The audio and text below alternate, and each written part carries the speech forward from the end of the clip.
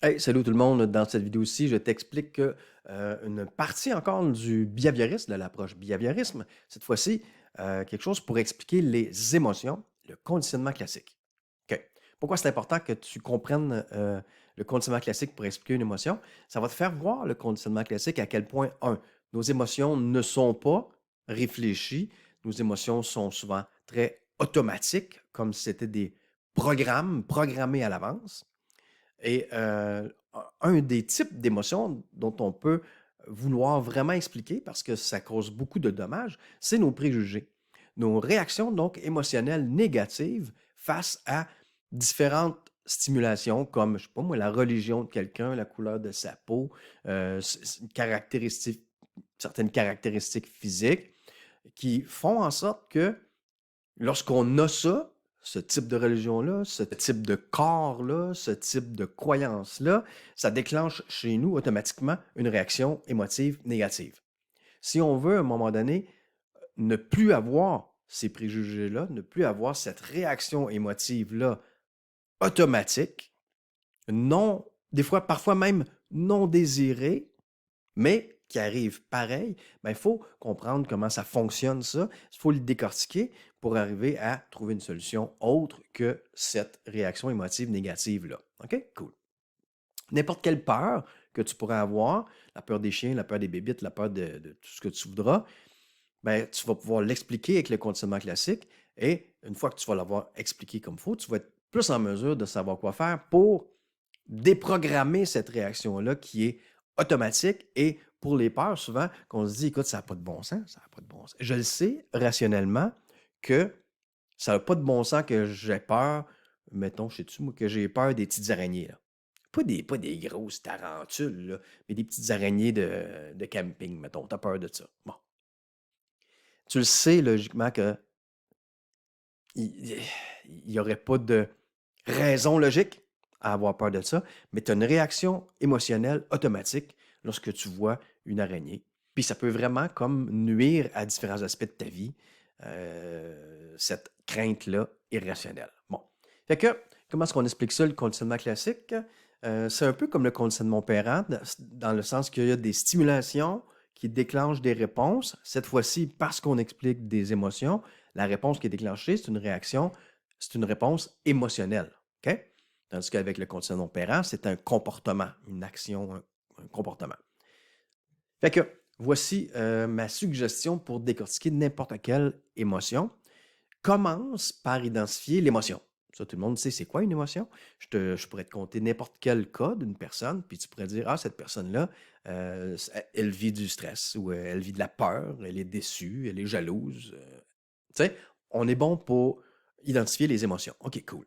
Ou tu vas écrire ça dans cette équation-là ici, les émotions, tu vas écrire ça à, à la réponse. Donc au R, on a deux sortes de R, une réponse inconditionnelle puis une réponse conditionnelle ici. OK? Pour t'aider, voici une phrase à compléter. Tu regardes le cas, tu repères c'est quoi l'émotion. Après ça, tu vas chercher c'est quoi la situation qui aurait déclenché cette émotion-là. Puis une fois que tu as ça, tu termines la phrase, là, devant telle situation ou lorsque telle situation est arrivée, je me suis senti telle émotion parce que je me suis dit que. Ça, c'est le bout important de l'équation. Parce que je me suis dit que. Là, ici, on va aller chercher une perception de la situation qui est responsable de notre émotion, dans le fond. Et c'est un bout important sur lequel on va travailler pour que dans la même situation, qui se répéterait peut-être plus tard, ben, que tu n'aies pas la même émotion parce que tu ne vas pas te dire la même chose que tu te dis présentement. Puis qui a été, je te le répète, programmé un peu à ton insu. Je te donne un exemple précis pour que tu me suives. Imagine que tu es une étudiante de niveau cégep ou université, tu vas à l'école avec ton auto, puis le mardi soir, tu as un cours qui finit vraiment plus tard que les autres, tu finis à 10 heures, OK? Fait que quand ton cours finit, tu es fatigué, tu t'en vas dans le stationnement, tu embarques dans ton auto, tu t'en vas chez vous, tu as hâte d'aller te coucher, dormir. Bon, cool. Puis, c'est quoi les émotions, ça? Pas d'émotions particulières, tu sais, c'est neutre, là. Tu embarques dans ton auto, tu t'en vas chez vous. Bon. Fait qu'une bonne semaine, tu fais la même affaire, là, un mardi soir, tu t'en vas après ton cours dans ton stationnement, puis tu veux t'en aller chez vous, comme d'habitude, clopin, clopin. Sauf que là, il y a trois gars qui arrivent derrière toi, brusquement, puis il y en a un qui te prend comme ça. Puis là, ça déclenche instantanément une peur, right? Une peur, parce que là, tu te dis que tu ne sais pas trop qu'est-ce qui va t'arriver. Tu vas-tu mourir là? Ils vont-tu te violer? Qu'est-ce qui. Tu sais pas. OK? Fait que là, pour que mon histoire soit pas trop dramatique, imaginons que tu as crié au meurtre, puis tu as crié tellement fort que tes trois agresseurs ont eu peur, puis ils sont partis. Fait que dans le fond, ils t'ont, entre guillemets, rien fait. Ils t'ont pas volé, ils t'ont pas violé, rien. Mais tu es encore sous l'effet de l'adrénaline, tu as peur, tu shakes. Fait que là, tu reprends tes esprits, OK? Puis tu embarques dans ton auto, puis tu t'en vas chez vous. Quand tu arrives chez vous, tu es encore ton amoureux, il te voit, puis instantanément, il comprend qu'il y a quelque chose qui ne va pas. Il vient pour te consoler en te prenant dans ses bras, puis toi, tu as un comportement de le repousser comme ça. Que tu comprends pas que tu comprends pas toi-même. Parce que, tu sais, normalement, c'est vrai que comme ça, les câlins de ton chum, puis que ça te réconforte, puis que c'est cool qu'il soit là quand tu arrives après ton cours, il sait que tu as eu une grosse journée, puis bon. Tout ça, c'est supposé d'être positif, mais là, parce qu'il y a eu une programmation qui s'est faite à ton insu dans le stationnement, programmation que ton chum ne sait pas encore, là, tu as ces mêmes bras là, qui étaient source de réconfort avant, sont là une source d'agression. OK. Qu'est-ce qui s'est passé? Ben, c'est là qu'on prend le conditionnement classique et qu'on décortique la chose pour mieux comprendre. OK? Imagine que ton cerveau, là, surtout dans des situations où tu vis une émotion négative intense, comme là, une grosse peur, ton cerveau ne veut absolument plus que tu te fasses prendre dans le même type de situation. Fait qu'est-ce qu'il fait? Imagine que ton cerveau, là, il est en train, il essaie de tout enregistrer ce qui se passe. Là. Quand tu as eu peur comme ça, il prend des photos, il prend un enregistrement audio de tout, les stimulations qu'il peut avoir là, puis il associe ça à un danger potentiel. Fait que là, ça se peut qu'après cet épisode-là, ben avant, tu n'avais pas peur du noir. Puis là, maintenant, le noir, c'est associé à un danger. OK? Ben, ça se peut qu'avant, comme je te disais, les bras, quelqu'un qui te prend dans ses bras, c'était le fun, c'était parfait. Mais là, c'est une source potentielle de danger. Ça l'était associé à quelque chose de dangereux qui, ça, déclenche une peur. OK? Fait que si on regarde ça de façon plus précise, je t'invite à, dans un premier temps, identifier l'émotion. Fait que là, on pourrait dire que l'émotion que la personne a vécue, c'est la peur. Ça. Puis là, l'émotion, tu vas écrire ça à la réponse, au R, donc à la réponse émotionnelle de la personne. Fait que RI et RC. RI, il est ici. Et mettons, tu écris la peur. RC, tu écris la peur. OK. Qu'est-ce qui a déclenché la peur? Ah, ben là, ce qui a déclenché la peur dans notre histoire, c'est quelqu'un qui l'a pris comme par en arrière. Si c'était juste ça qui déclenchait la peur, ben la personne n'aurait pas eu ce recul-là face au bras de son amoureux plus tard. Elle aurait associé le fait d'être pris par en arrière comme ça, de façon en surprise, là, inattendue. Ça, c'est quelque chose de dangereux. OK. Mais le reste, non. Mais là, il y a eu d'autres liens qui se sont faits. L'obscurité est associée à. Comment ça qu'elle a vécu de la peur? Parce que c'est dit que tout ça, c'est un danger d'agression. Là, elle s'est imaginé que peut-être elle allait mourir, que peut-être elle allait se faire violer. Donc, un danger déclenche la peur. La relation entre le S et le R ici, qui sont tous les deux inconditionnels, c'est qu'il faut que ça fonctionne pour tout le monde. OK? N'importe qui vit un danger d'agression risque d'avoir peur. Quand ce lien-là fonctionne, au niveau de la logique, tu fais OK, j'ai quelque chose de bien là. OK.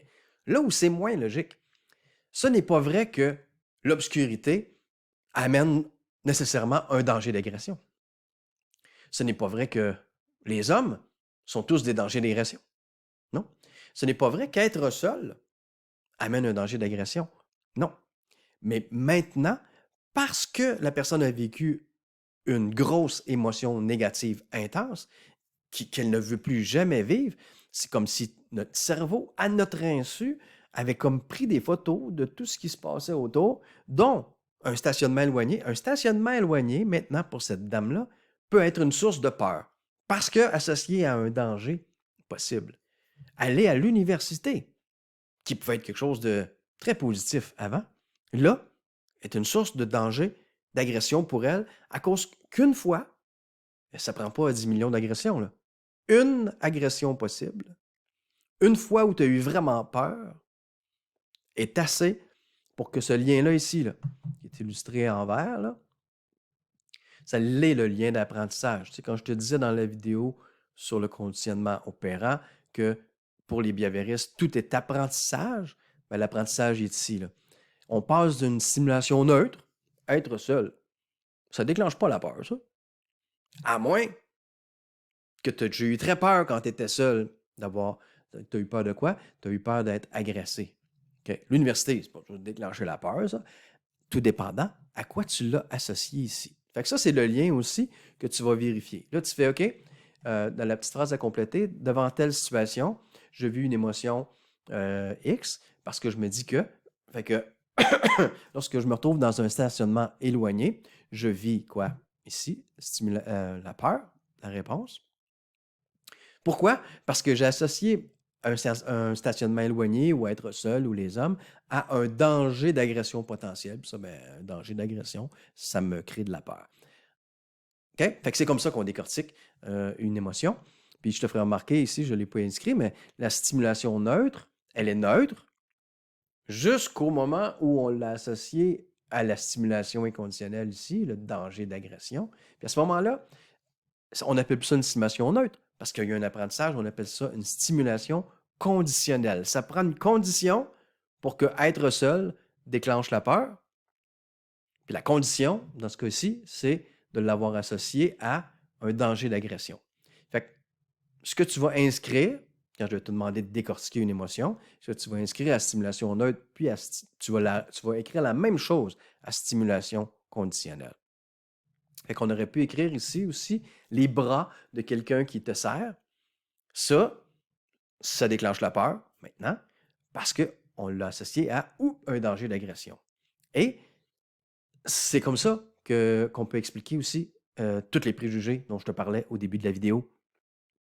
On peut, par exemple, avoir eu une mauvaise expérience avec un homme de couleur, mettons, ou une mauvaise expérience avec une religion qui n'est pas la nôtre, une mauvaise expérience avec une personne rousse, pour aller dans les préjugés, mettons, ou une mauvaise expérience avec une personne homosexuelle. Puis ça nous a fait vivre une émotion négative. Puis là, on généralise à tous les hommes, à tous les roux, à tous les membres de cette communauté religieuse-là. OK? Donc, c'est forcément une erreur de perception qu'on appelle, je ne sais pas si tu l'as déjà vu, sinon on va le voir plus tard dans le cours de perception, qu'on appelle une surgénéralisation, puis ça se programme comme ça, ces liens-là. Toujours pour nous faire éviter le plus possible ces sentiments ici, là, ces émotions-là de peur intense ou de stress, etc. OK? Maintenant, comment on fait pour se débarrasser de notre réaction de peur, notre réaction de stress, etc.? Bien, on a deux façons proposées par l'approche behaviorale. Tout est appris, hein? Fait que là, dans le fond, ce qu'il faut faire, c'est t'apprendre, réapprendre, reprogrammer que, par exemple, se retrouver seul, ce n'est pas nécessairement un danger d'agression. Se retrouver dans un stationnement éloigné, ce n'est pas un danger d'agression. Aller à l'université, ce n'est pas un danger d'agression. Bon, OK? Tu vois l'idée? Croiser un araignée, ce n'est pas un danger de mort. Croiser quelqu'un d'homosexuel, ce n'est pas un danger non plus. OK? Donc, n'importe quel élément de préjugé que tu pourrais avoir qui te déclenche une émotion négative que tu voudrais ne plus avoir, bien, il faut reprogrammer ça, réapprendre quelque chose autrement. Puis comment on va le faire? Bien, par apprentissage. Une première façon, désensibilisation systématique. Alors, Le terme le décrit un peu. On va, ta source là, de ta peur, mettons, de ton stress, on va, te la faire affronter pour que tu puisses réaliser toi-même que ce n'est pas cette source-là un danger qui nécessite que tu aies peur à ce point-là, mettons. Et on va te désensibiliser ta peur de façon systématique. Ça veut dire quoi? Ça veut dire qu'on va y aller de façon progressive. Fait que voici clairement c'est quoi les étapes. Fait que tu identifies c'est quoi qui déclenche ta peur. Fait que les araignées, les homosexuels, je ne sais pas, n'importe quoi, qui déclenche ta peur. Puis là, tu te fais une hiérarchie parce que ce que tu veux, c'est affronter ta peur. Tu veux affronter ta peur des chiens. Tu veux affronter ta peur des araignées. Tu veux affronter ta peur des ascenseurs. Tu veux affronter ta peur de la religion X, Y, Z. OK? Mais tu veux l'affronter par petits pas. OK? Fait que, mettons qu'on prend un exemple concret, là, l'exemple de la peur des chiens. Ben, tu te ferais une hiérarchie. Au début, peut-être que tu ne vas pas t'exposer aux chiens directement. Peut-être que tu vas juste penser dans ta tête, visualiser dans ta tête que tu t'approches d'un chien pour le flatter, puis que ce chien-là, il est fin, puis que bon, ça se passe bien. Puis pendant que tu fais ça,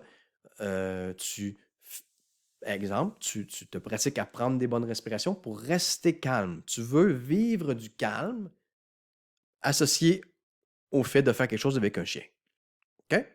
Parce que là, faire quelque chose avec un chien, ça déclenche du stress ou de la peur.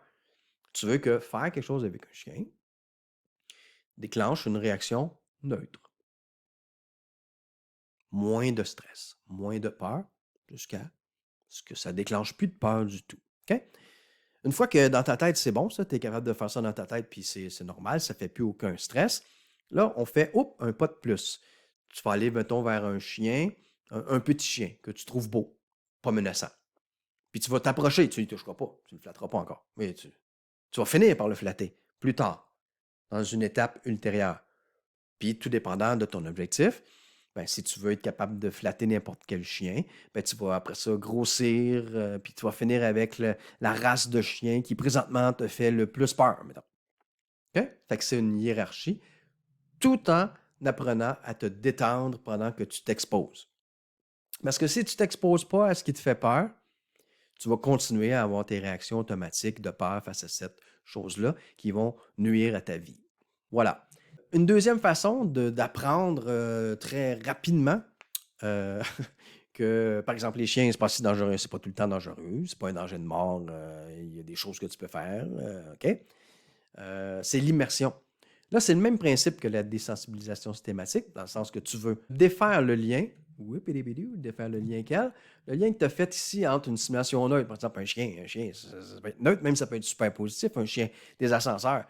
C'est le fun des ascenseurs, c'est pas obligé d'être paniquant des ascenseurs, mais c'est paniquant si tu fais oh les ascenseurs, là, tu manques de tu manques d'air là-dedans, ou tu sais, là, wouh, là, en chute libre, puis tu meurs là-dedans. Bon.